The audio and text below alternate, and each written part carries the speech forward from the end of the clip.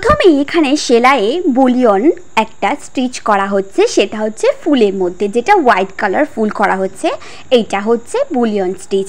তারপর হচ্ছে ফ্রেঞ্চ কট, এটা হচ্ছে যেটা হলুদ অংশটা রয়েছে ফুলের, ওটার নাম হচ্ছে ফ্রেঞ্চ কট।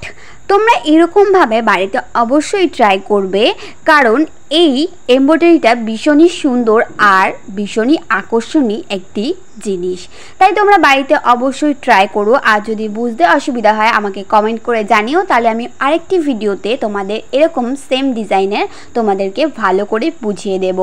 আর তাছাড়া এখানে ডালপালা ফুলের ডিজাইন বিভিন্ন ধরনের স্টিচের মাধ্যমে হয়েছে। তোমাদের এই ভিডিওটা কেমন লাগলো অবশ্যই কমেন্ট করে জানিও, কারণ তোমাদের একটা কমেন্টে আমার নতুন নতুন ভিডিও আনতে অনেক বেশি উৎসাহ হয়ে থাকে। তোমাদের এই ফুল ভিডিওটা দেখার পর কেমন লাগলো অবশ্যই কমেন্ট করে জানিও। আর নেক্সট ভিডিওতে কী আনবো বলতে ভুলো না কিন্তু। তোমরা যারা যারা সাবস্ক্রাইব করেছো সবাইকে ধন্যবাদ, থ্যাংক ইউ।